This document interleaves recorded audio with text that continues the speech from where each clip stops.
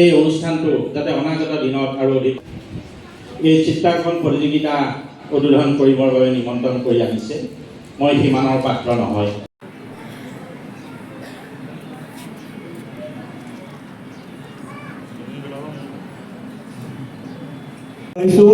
বন্তি প্ৰজ্বলন কাৰ্যসূচী বঁটা বিতৰণী হোৱাৰ মুকলি সভা আৰম্ভ হোৱাৰ প্ৰাক মুহূৰ্তত এটি বন্তি প্ৰজ্বলন কৰিব।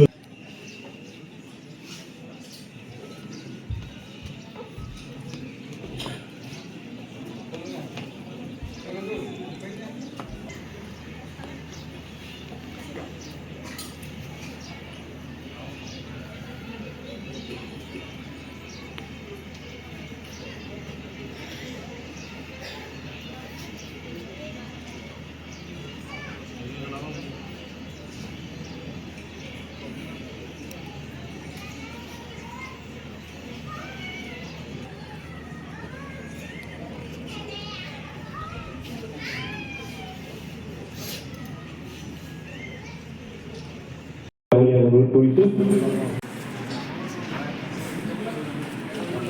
এটি গামোচা এখন চেলেং লগতে এটি আমাৰ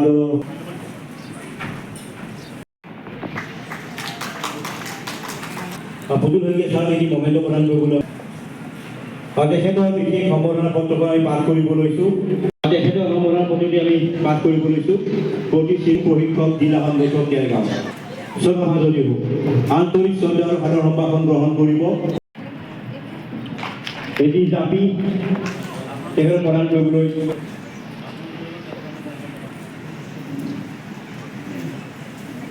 এটি সফুল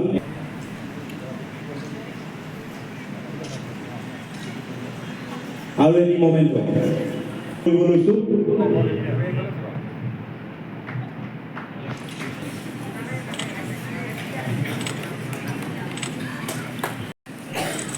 এখন চেলেং দিবলৈ অনুৰোধ কৰিছোঁ।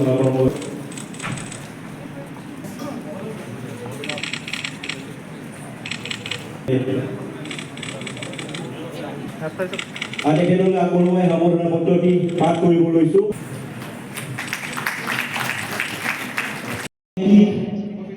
সমাজকৰ্মী চৰকাৰ ভুৱনেশ্বৰ পূজাৰী ডাঙৰীয়া আমি তেখেতকো মঞ্চলৈ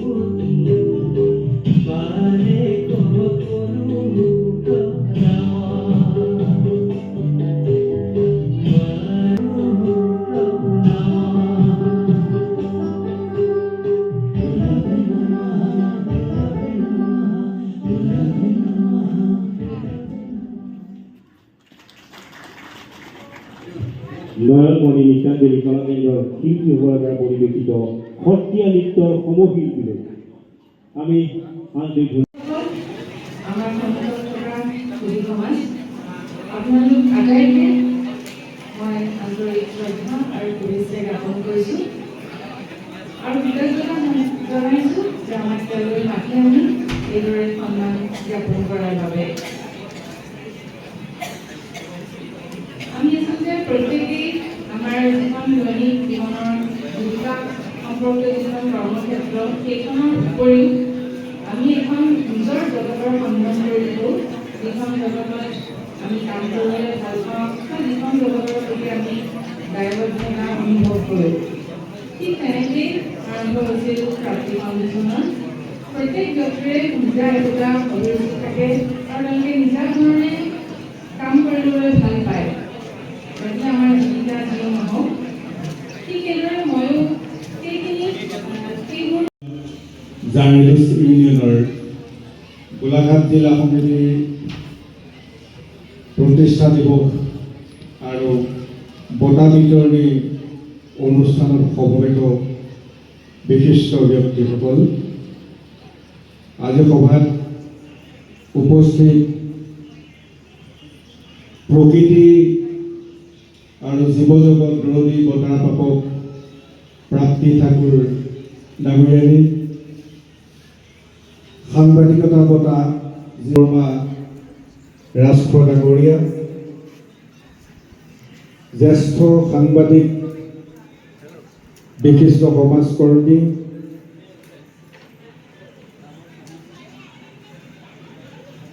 আজীৱন সাংবাদিকতা বঁটা প্ৰাপক দিগন্ত কুমাৰ ভূঞা ডাঙৰীয়া ৰাজ্যিক সভাপতি প্ৰকাশ কায়স্থ ডাঙৰীয়া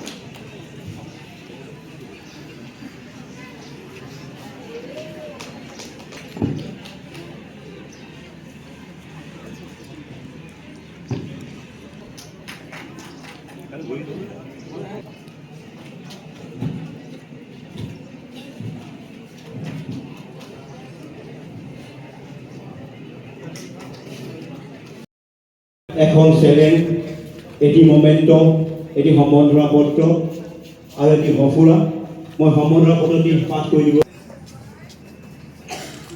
এখন এই চেলেঞ্জ দিবলৈ অনুৰোধ কৰিছোঁ আমাৰ কৰ্মকৰ্তাসকলক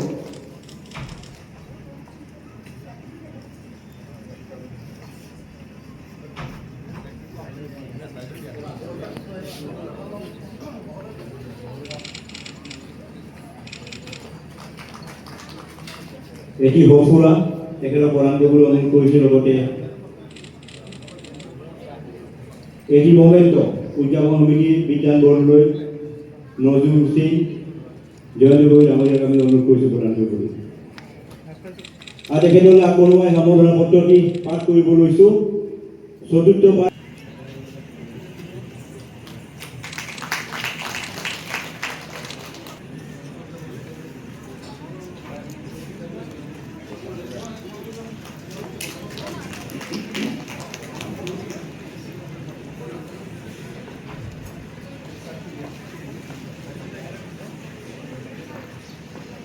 এটি গামোচা এখন চেলেং এটি জাপি আমি তেখেতক লগতে এটি আমাৰ আদৰৰ সফুৰা আৰু এটি মমেণ্ট আমি সম্বৰ্ধনা পদ্ধতি পাঠ কৰিব লৈছোঁ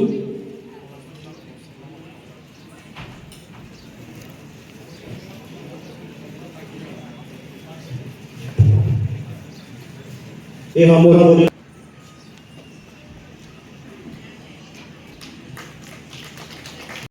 গগৈ ডাঙৰীয়াক অনুৰোধ কৰিছোঁ। এটি চেলেঙে নজৰুল হুছেইন ডাঙৰীয়াক সম্বৰ্ধনা জ্ঞাপন কৰিবলৈ অনুৰোধ কৰিছোঁ।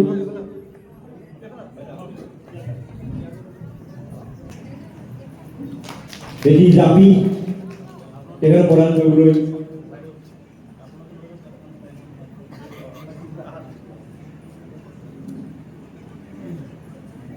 এটি সফুৰা তেখেতক প্ৰদান কৰিবলৈ অনুৰোধ কৰিছোঁ।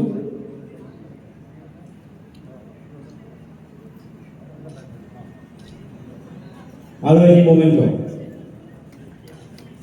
বিজান বৰদলৈ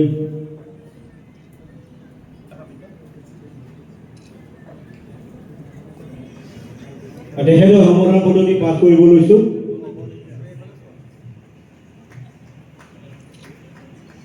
জ্যেষ্ঠ সাংবাদিক সুসংগঠক চৰ্দাৰ দিগন্ত কুমাৰ ভূঞা ডাঙৰীয়া দেৱলৈ আন্তৰিক শ্ৰদ্ধা আৰু অভিনন্দন গ্ৰহণ কৰিব। সেই মহানুভৱ বিৰল ব্যক্তিত্ব আৰু স্বপ্ৰতিভাৰে সদা উদ্ভাসিত আপুনি প্ৰবল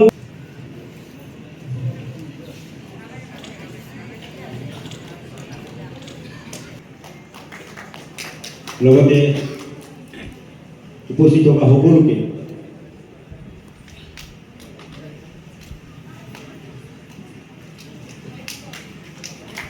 দীপক শইকীয়া ডাঙৰীয়া এটি চেলেঙে সম্বৰ্ধনা জ্ঞাপন কৰিছে। আৰু তেখেতৰ সম্বৰ্ধনাৰ পদ্ধতি মই পাঠ কৰিব খুজিছোঁ।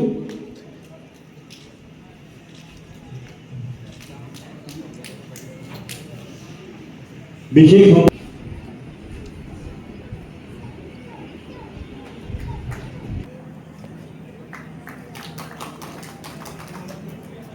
পুতুল শইকীয়া ছাৰক এটি মমেণ্ট প্ৰদান কৰিবলৈ আমি অনুৰোধ কৰিছোঁ।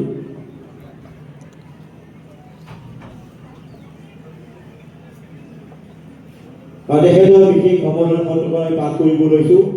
প্ৰতি শ্ৰীযুত যিটো হয় মাজৰ পৰা মই ৰাজ্যিক সভাপতিক নতুন সমিতিখন ঘোষণা কৰিবলৈ অনুৰোধ জনাইছোঁ আৰু দূৰৰ সমান তেখেতৰ সম্বৰ্ধনা পদ্ধতি আমি পাঠ কৰিব লৈছোঁ। প্ৰতি শ্ৰীযুত দিগন্ত নাথ বক্সিং প্ৰশিক্ষক জিলা সংগঠক কেৰগাঁও সমাজৰি হোক আন্তৰিক শ্ৰদ্ধা আৰু সাদৰ সম্ভাষণ গ্ৰহণ কৰিব। হীৰাই যেন আপোনাৰ সপোন প্ৰাণৰ স্পন্দন স্বৰূপ, বিশেষকৈ জগত জিলাৰ অদম্য হেঁপাহ আপোনাৰ এগৰাকী কৃতি বক্সাৰ হিচাপে আপোনাৰ সুখ্যাতি আছে।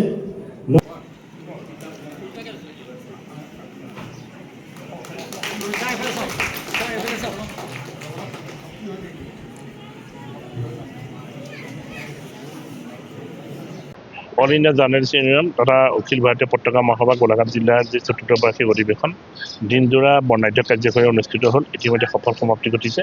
ইয়াত 12ৰহণীয়া কৃষ্টি সংস্কৃতি প্ৰদৰ্শন হ'ল আৰু গোলাঘাট জিলাৰে নহয় অসমৰ কেইবাজন বিশিষ্ট ব্যক্তিক বিশেষভাৱে বঁটা প্ৰদান কৰিলে আৰু দেখা গৈছে যে ইয়াত কেইবাটাও সাংস্কৃতিক দলৰ সাংস্কৃতিক অনুষ্ঠান অনুষ্ঠিত হ'ল। পুৱাৰ ভাগত অখিল ভাৰতীয় পতাকা মহাসভা গোলাঘাট জিলাৰ সভাপতি জয়ন্ত কুমাৰ গগৈ ডাঙৰীয়াই পতাকা উত্তোলন কৰিলে। তাৰপিছতেই সহকাৰী সম্পাদক নজৰুল হুছেইনৰ শ্বহীদ তৰ্পণ আৰু সম্পাদক বিজান বৰদলৈয়ে বন্তি প্ৰজ্বলন কৰিলে। তাৰপিছতেই অনুষ্ঠিত হ'ল চিত্ৰাংকন প্ৰতিযোগিতা আৰু চিত্ৰাংকন প্ৰতিযোগিতাত প্ৰায় গোলাঘাট জিলাৰ বিভিন্ন প্ৰান্তৰ অৰ্ধ শতাধিক ছাত্ৰ ছাত্ৰীয়ে অংশগ্ৰহণ কৰিলে। তাৰপিছতেই এখন মুকলি সভা অনুষ্ঠিত হ'ল আৰু মুকলি সভাত গোলাঘাট জিলাৰ কেইবাজনো বিশিষ্ট ব্যক্তি সৰুপথাৰ মহাবিদ্যালয়ৰ অধ্যক্ষ বিশিষ্ট লেখক তথা প্ৰকৃতি সুৰক্ষাৰ লগত জড়িত ডক্টৰ প্ৰাপ্তি ঠাকুৰ বাইদেউ আৰু সাংবাদিকতাৰ অন্যতম মহিৰুহ বুলি আমি